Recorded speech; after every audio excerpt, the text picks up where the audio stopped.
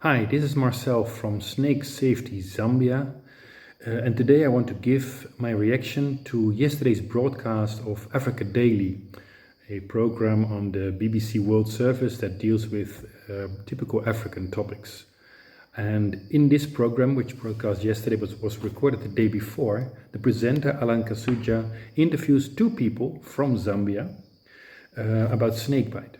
The first one is a medical student who recently experienced a snakebite on herself. And the second one is a medical doctor practicing in Zambia. Now, of course, this is a very interesting topic for me, working on snakebite improvement in Zambia and being the writer of the national guidelines on snakebite. So immediately my attention was triggered. Now, due to the inaccuracies, unfortunately, in this broadcast, I contacted the doctor who was involved and found out that he was requested to be on this interview because recently he had written an article for one of the local newspapers in Zambia in which he made an appeal for improved access to antivenom, which is, of course, a very good cause.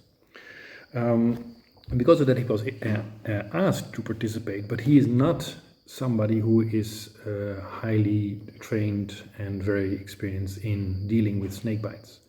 Now, during the interview, unfortunately, against his expectation of the interview, the interviewer veered more towards the actual snakebite treatment aspect, where he was unfortunately out of his depth. So initially the interview starts really well with a good overview of snakebite and the problems it causes in Africa, with some statistics from the World Health Organization and other organizations to indicate clearly how big a deal it is. But then we veer off and we come to actual snakebite treatment. And there is where a lot of statements have been made which are factually incorrect and could potentially be harmful. So therefore I had contacted the medical doctor to discuss how to proceed, and we agreed that I would make this video. Now, what I'm going to do is I'm going to play the recording from the BBC and then give my comments by pausing each time. And we're going to dive in right after the snakebite victim has described her ordeal and is then asked questions by Allan Kasujja. Let's dive in. You have been bitten by a snake. What was your initial reaction? Fear. My initial reaction was I was so scared because I lost all knowledge of how to deal with a snake bite, despite having learned how to deal with snake bite. So because I was on a phone call with my mom, she advised that I tie a shoelace, like find a cloth and tie something around the place where you have been bitten. So I tore a piece of my dress and just tied. And then I started screaming for help. So the aspiring doctor is panicking. She's screaming for help. Yes. Is your mother a medically trained person? Yes, she's a registered nurse. Okay, let's immediately stop here. This is a medical student. I don't know how long she has studied, and apparently she has already been taught things about snakebite treatment in Zambia at the university where she studies. And her mother is a trained nurse, and neither of them know that a tourniquet is in almost all snakebite cases an absolute no-go area. You do not tie tourniquet. Whether it's a very incorrect tourniquet, such as a very tight string, like a shoestring or something like that, or whether it's a broad band the size of almost a belt, which would be much more helpful. But a tourniquet should not be applied in, let's say, 99% of all the snakebite cases, because it causes a lot more harm than good. Okay, good. So at least she guided you on what to do. And I wonder, blessings, listening to this, is that how you respond to a snakebite, by panicking and calling your mother and tying it with a piece of your dress? Is that a good initial response, blessings? The initial response is extremely important in managing snake bites. We're always advised, I think in an African setting, to tie something just probably proximal to the snake bite. So the thinking is that you're going to prevent the poison from actually traveling to your heart, but that itself can be very dangerous because when you do tie a particular area of your body, especially tightly, you actually occlude blood supply to a particular area. So for example, if you tie a shoelace, for example, or a dress above the knee, it means that you actually limit blood supply to the lower part of the foot. So what that does is that when there's no blood supply to a particular organ, for example, for a period of time, that organ may begin to die and may develop what we actually call a gangrene. So panic itself can lead to most people trying out different measures. So the key is not to panic. The key is at that particular point, you must start running to the hospital as soon as you can. But I think for me, that is really the initial response that we must actually have, because, snake venom itself is very toxic. And yeah, let's stop there for a moment. So, first of all, he points out correctly that tourniquets should not be applied. The reasons he gives are not correct. Why we do not want people to tie a tourniquet is because most of the snakebite cases are caused by a venom called cytotoxic venom. And that is a venom component that causes local tissue damage. Now, we want to dilute the effects of that tissue damage as much as possible over more tissue.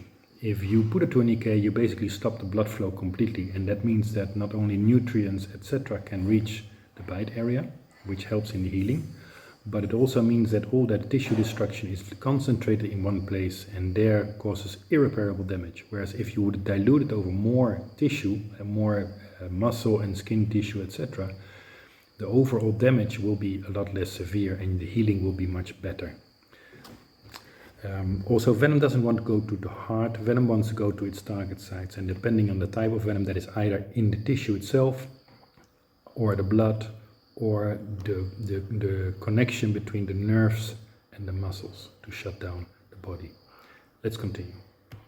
Oh, another thing that he said, what was really incorrect, is and then quickly run to the hospital. You don't run to the hospital.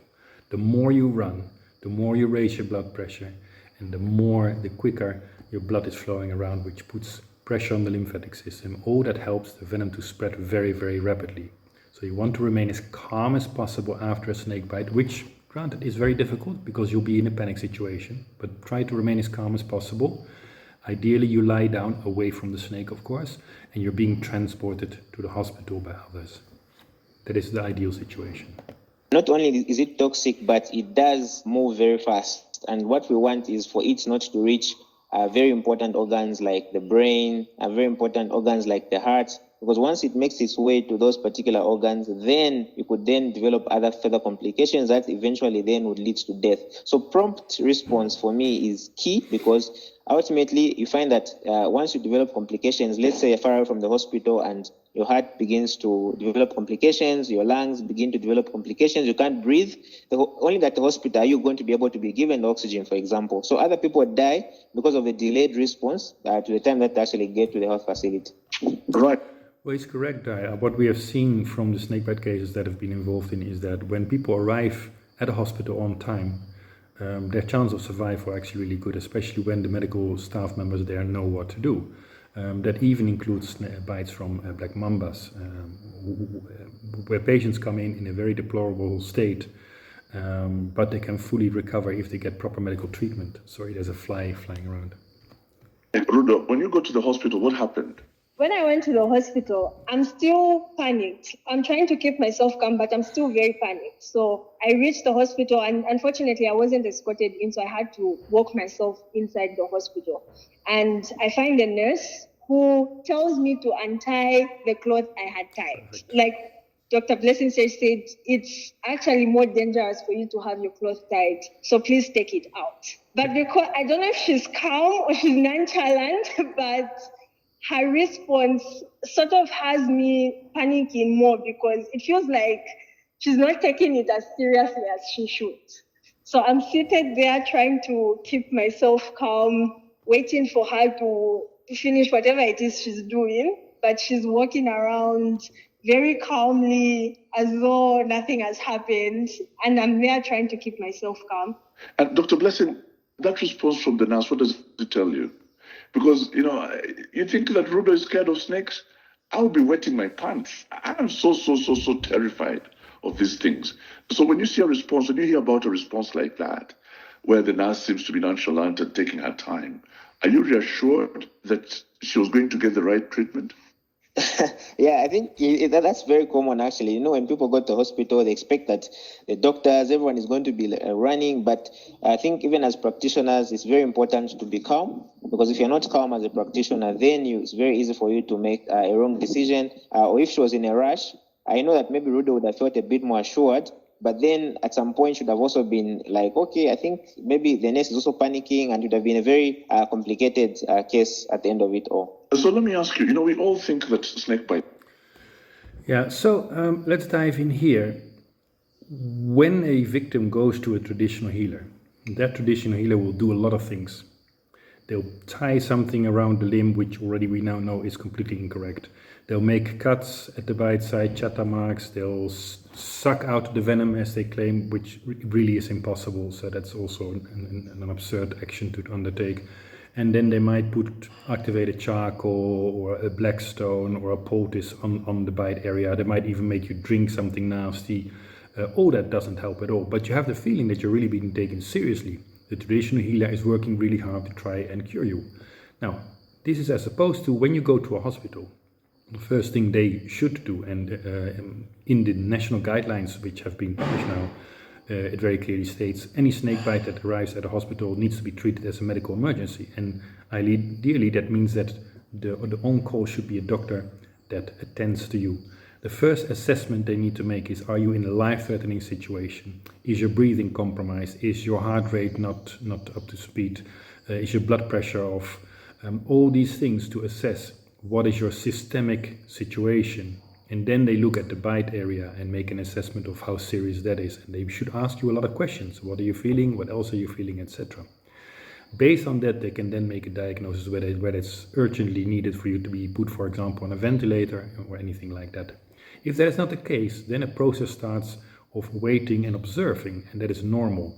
Now, if you're then a snakebite patient and there's no life-threatening situation, but you're in an extreme amount of pain, because most of the snakebite cases show that the pain can be excruciating, you want to be treated, but you don't feel you get treatment. Maybe they put a drip line with a saline solution, maybe they give you some painkillers, and then they just observe you, and you think nothing is happening. But it's exactly what the medical staff should do. They need to observe you unless there's an imminent threat of your life.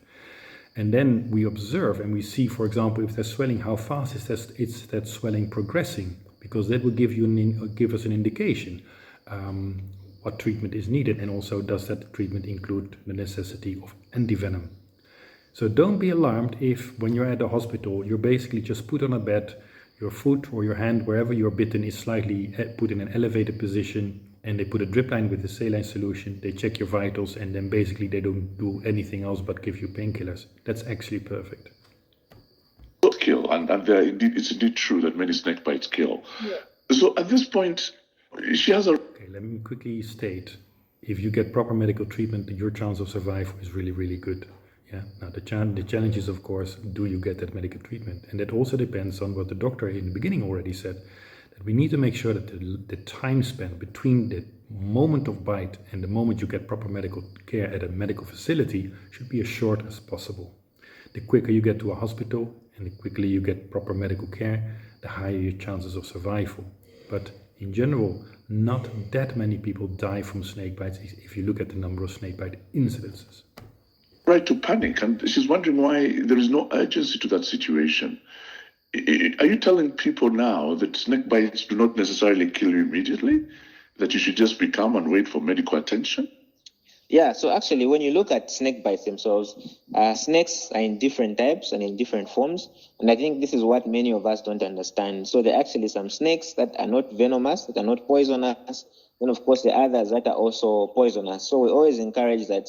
I think every time you're bitten by a snake, the first thing is to also just have a look at what type of snake bit you. I know you're panicking in that state, but just at least have a look. So that even when you go to the facility, you'll be able to report what kind of snake it actually was. And then that also will then help in the management, because for others, I know that different facilities also have got personnel sometimes who may understand snakes. And then also every snake bite, for example, also has a different type of antivenom, for example, that is meant to be administered. So in a case where you don't know a snake that has bitten you, then also becomes a bit difficult for the management to actually be given. So yes. Okay, we stop here because there's a couple of things which are really important to address. The doctor here basically makes the association between the antivenom type and the snake type. Now, I can tell you that's really not correct.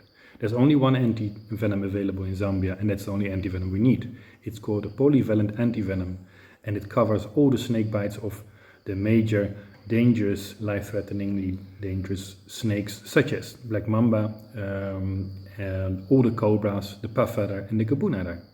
So that means that these snakes, which tend to bite lots of people and which are potentially deadly, are all covered by one and the same antivenom. So for that kind of treatment, you do not need to know which snake bit you.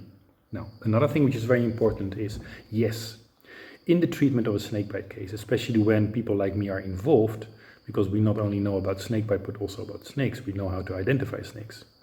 Knowing the snake species is very helpful in determining what kind of treatment needs to be given, what kind of signs and symptoms we can expect to show up at some point, and whether antivenom is needed. However, do not go and look for the snake after somebody has been bitten. Do not go and chase after the snake, and do not risk other bites in doing so, and definitely do not waste time. If the snake is still there and you can make a snapshot of that with your camera on your phone, fantastic, and then send that to me and I'll identify that snake. But the problem is, if we waste too much time, we're basically not doing any service to the victim. Now imagine a situation where you have no idea which snake bit you. You go to the hospital and you simply describe the signs and symptoms. What do you feel? What is visible? All that. A good doctor who's properly trained will be able to identify the type of venom which was injected. And that will be extremely helpful in determining how to treat you. So it's helpful to know which snake species bit you, very helpful. But do not go out of your way to find out which snake species it is. I know snakes are dangerous and all of us should act promptly, but also there's some snakes that are not venomous. That is one thing also we need to put at the back of our minds, but that should not, of course, prevent us from acting swiftly and promptly. Okay, he doesn't make the distinction between mildly and highly venomous snakes, which is very important. So out of all the snakes we have in Zambia, currently we have 103, probably 104 snake species. About 72 of those are completely harmless. Either they're non-venomous or they're venomous, but their venom is so mild that it doesn't cause any noticeable effects. And the effects of those bites are less than a bee sting. Yeah, and in those cases also you don't need antivenom or you hardly need any medical treatment.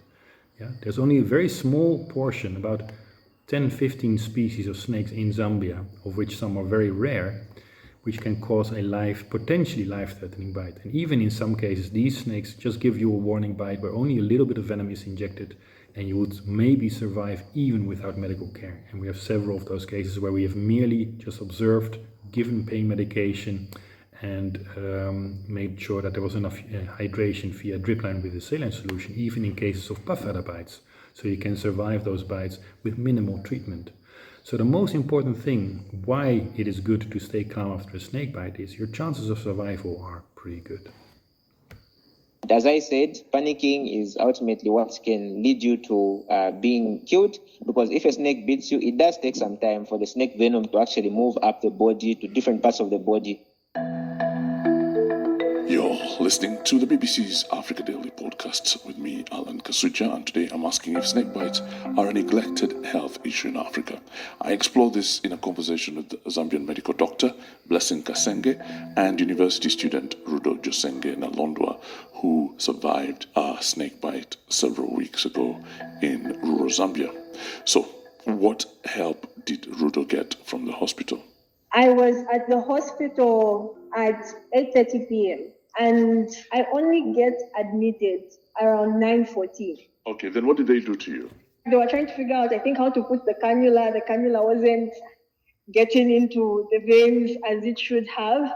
And so they just take me into the room and they give me a shot of hydrocortisone because I'm complaining that my throat is getting inflamed. Right, hydrocortisone being some sort of steroid-based what? In this case, I believe acting as an anti-inflammatory. Is that the right situation, Dr. Blessings? A steroid-based anti-inflammatory, is that the right course of treatment? So yes and no. It depends with the facility, because some facilities, for example, are resource limited. And so, for example, if I give you a practical example in an African setting, you find that the only thing that they can do for her in that particular situation is to stabilize her. And part of the stabilization is going to involve them giving or us giving an anti-inflammatory drug just to dampen the inflammation. Because, inflammation has got different issues. One of them is the swelling, another part is the pain, the redness. So you want to dampen that kind of inflammation to reduce the pain, to reduce the swelling, and that's why the steroid was actually given in that particular case. In an ideal setting, of course, where everything is actually available, they might have considered to give, for example, an antivenom for that particular snake bite. I'm not sure if it was given, but I think we'll be able to get this when we dive into some of the challenges that we're actually experiencing with snake bites. Okay. Okay, so the mistake being made here is that steroids are being seen as an alternative to antivenom, which is absolutely not the case. It is not so that when there's no antivenom available, then we should give steroids. In the old medical guidelines, not the snakebite guidelines, but the medical guidelines for Zambia, it clearly states that antivenom and steroids need to be administered in snakebite. We now know that steroids are really not correct. When you give somebody steroids, it means that the inflammation will be reduced, but the inflammation is the least of our problems. What we need is the body to be able to fight against the venom. Now, the moment we give steroids, we suppress the human body's immune system. And that means that the body is less able to fight against the venom and its effects. So we do not give steroids at all. The basic treatment in a snakebite case where we don't know yet how it's going to develop is 1, drip line with a saline solution, simply because that makes sure that the patient stays hydrated, but also it gives you a good access way for a lot of different types of medication would they be needed. 2nd, no steroids. If necessary, we can give pain medication, and the correct pain medication would be either paracetamol, or if that is not strong enough, we can add a mild opioid. No NSAIDs, no Disprin, aspirin, ibuprofen, etc. And then ideally we give a tetanus shot, but we do not give prophylactic antibiotics. And in the case of this hospital, what I've heard so far is they put a drip line with a saline solution, and that's what the cannula was for, which is really good. They made the patient relax, and hopefully they gave some painkillers, but the hydrocortisone, which is mentioned, should not be administered. So finally, Rudo, what sort of treatment were you given? I was then put on fluids, something about regulating blood pressure, and I was given diclofenac. I was never given antivenom. So diclofenac, that is one of those NSAIDs which we really should not give. The reason being, if you have a quite a severe cytotoxic envenomation, for example, for a puff adder, in this stage we do not know. There's probably pain and swelling, but the description of the signs and symptoms are very minimal in this case, so we don't know that much. But if there's a chance that it's, for example, a puff adder bite, which is going to develop with a lot of swelling, there's also a possibility that there will be a problem with the blood clotting mechanism. The blood becomes thinner and thinner. And if we give any of those NSAIDs, we actually make that situation a lot worse, and that can be catastrophic because the patient can then die from internal and external bleeding. So no NSAIDs, and so the diclofenac should also be off the table. They told me antivenom is only given to very severe cases, like Correct. severe symptoms. That's when antivenom is given. I think this is one thing I would like to highlight. When everything happened, the very next morning, as soon as the sun was up, this was around 5, I was told I've been discharged. And that was very scary for me because the whole time I felt like, no, there are no blood tests done. And so I was very nervous even about being discharged. Yes, she has a right to be nervous because, being discharged the next day, and this is not a unique case. I've experienced that a lot of time. When people still have plenty of signs and symptoms, they're not healed, yet they're being dismissed, which can be catastrophic. So that should have definitely not happened. However, what we also hear later is this was a very mild envenomation. And then I went home and my foot remained swollen until my grandmother used activated charcoal around the wound.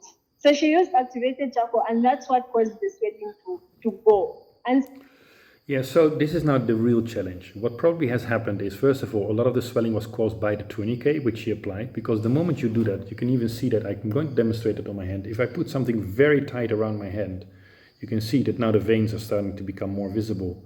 More blood is now being locked up in my hand, but while I squeeze, some blood is still flowing in, but it can't flow out anymore. And that causes, at some point, swelling. So if you already have something that is causing swelling, it's going to be aggravated by that tourniquet. So part of the swelling was caused by the first aid that she had applied.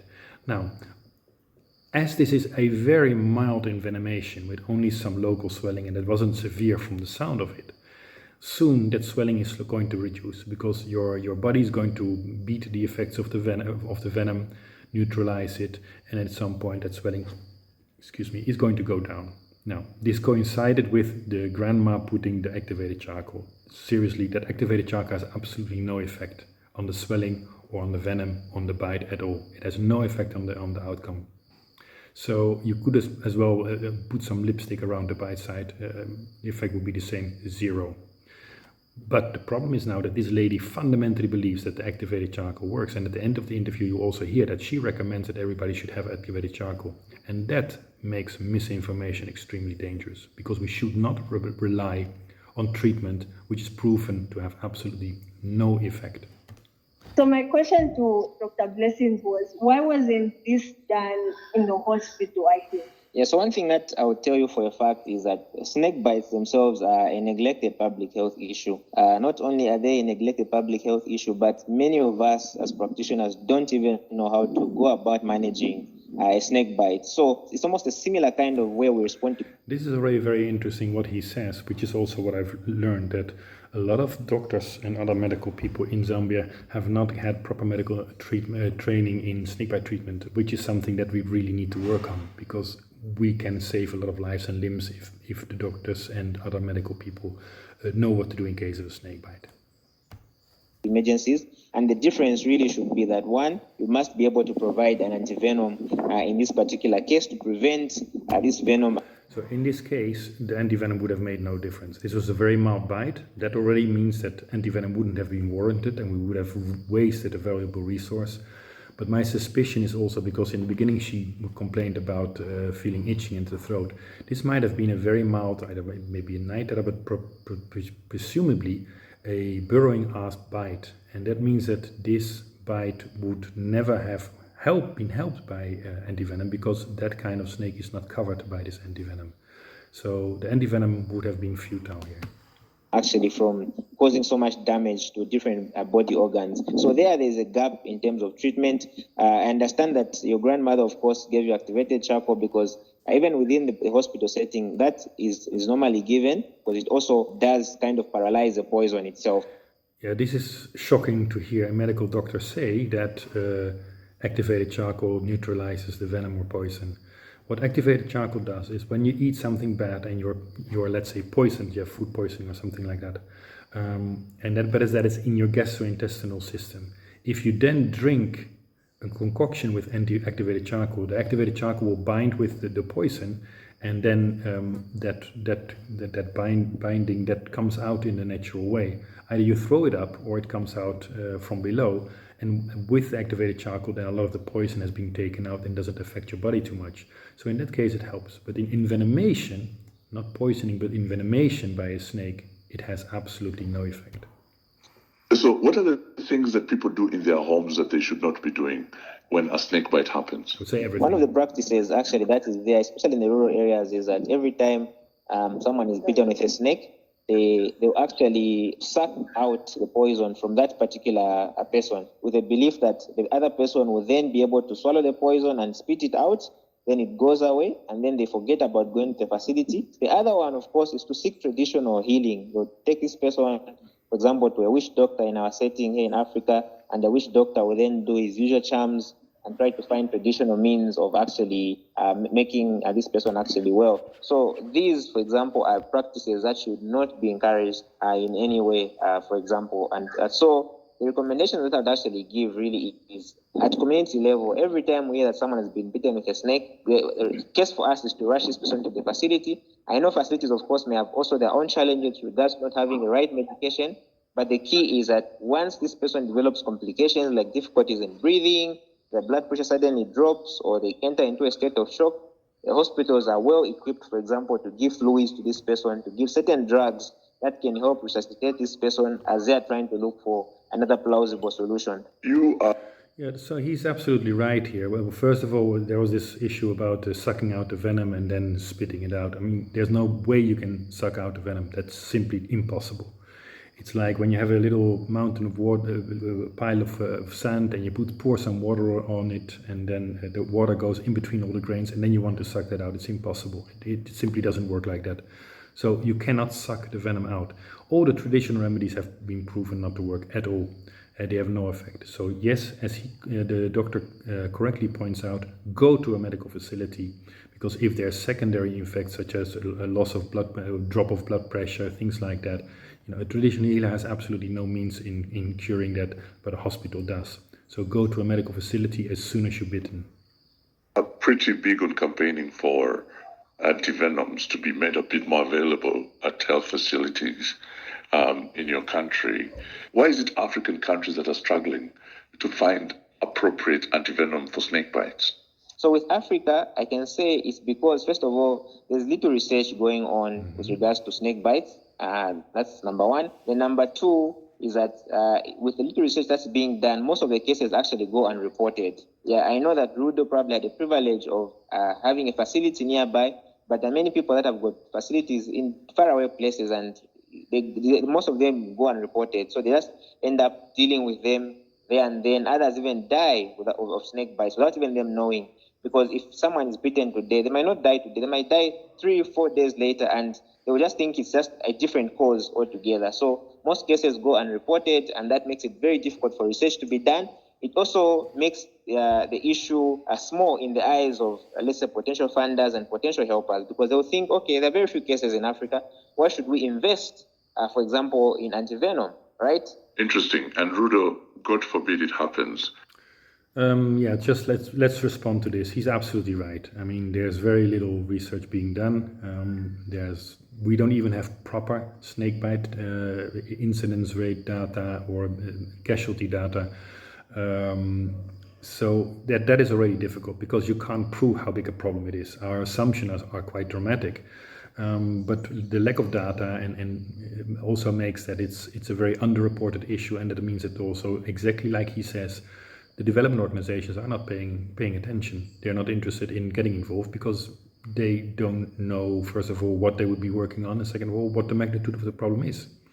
And that's really an uphill struggle we've been working on for some years now. So he's very correct in pointing that out. But if you got another snake bite today, how would you react? Yeah, you need to. I feel with the experience I have, I would handle it a bit better in that I would be more calm. However, one thing I would advocate for is having the home remedies of snake bites, which I personally have taken up to have at least activated charcoal at home, so that.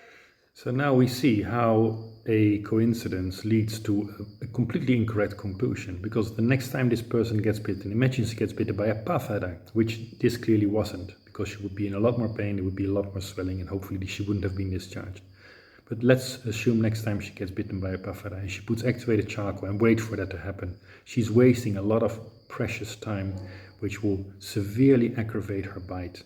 And how long does it then take before she finally decides, let's go to the hospital? By that time, irreparable damage has already been done, and her recovery will be a lot longer. And then we talk about months. So if you have activated charcoal at home, great if you want to use it for a concoction against poisoning when you ate something badly or whatever. But in case of a snake bite, neglect that powder and just go straight to a hospital. In case I cannot reach the hospital on time, I at least have that. So you have a lot of time. Yeah. What from my snakebite data, the snakebite cases I've been involved in, 90 to 95% of all the snakebite cases are cytotoxic in nature, and that means that you have many hours to reach the hospital before it becomes extra severe, and you will have days before you die. So don't think there is no time. There is time. Go to a hospital and ignore what this lady is saying. Yeah? Not because she's dumb or unintelligent, it's because she's misinformed by her experiences. In my backup corner. Right. And blessings. What else should someone who might get bitten by a snake have in their corner? What else would you recommend? Yeah, so my recommendations, I think, would be, in twofold. The first fold is prevention. If you look at most people that are actually bitten by snake bites here in Africa, we talk of agricultural farmers and children. And the reason is very simple. I think even Rudo, the reason why she was actually bitten is because she wore sandals, for example. Very important to wear protective equipment, particularly closed shoes. I think they do help because snakes are on the ground, and most likely the first area they would actually beat you on is probably your leg or your foot. So it's very important that at least you're always covered in those areas, particularly if you're going in areas that you're unsure of and that you know have got a lot of grass. So that is a prevention for me. And then, of course, ensuring that our children as well are kept safe and they're being monitored in how they are, wherever they're playing from, because they could wander around in various areas where they could actually be at a higher risk of being bitten by snakes. And then the other strategy, of course, apart from the activated charcoal, is just we need more capacity building in terms of first aid. But another go-to thing that you'd want to have just by your side is having just equipment, have at least a blood pressure machine. I know it may be difficult, but at least something that you might want to have. And also just have things like water readily available, because at least when someone is bitten off by a snake, water does, just pouring running water there does help, just in terms of neutralizing the area that has actually been injected. And then, of course, having some analgesics, painkillers, at least someone can be given painkillers just to reduce the pain even as you are getting into the facility.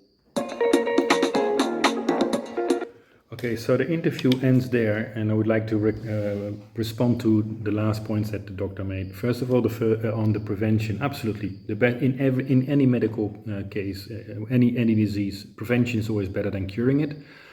So try to work on preventing snakebite, and there are some very simple measures. Put proper shoes on and proper trousers in areas where you can expect snakes to linger around.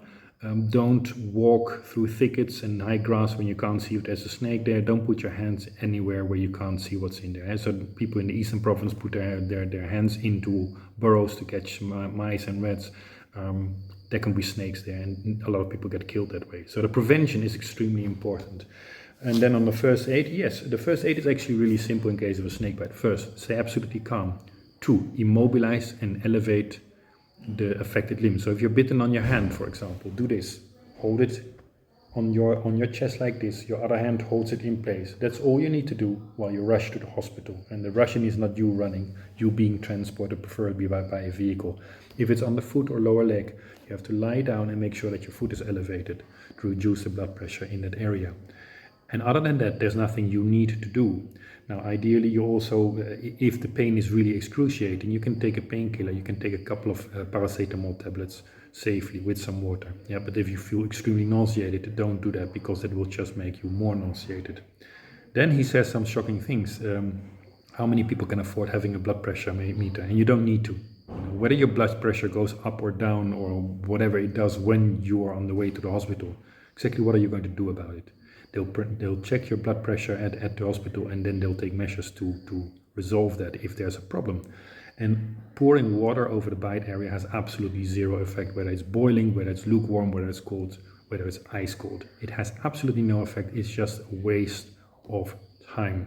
Follow these first aid measures I have just given you. That's all you need to do while you rush to the hospital.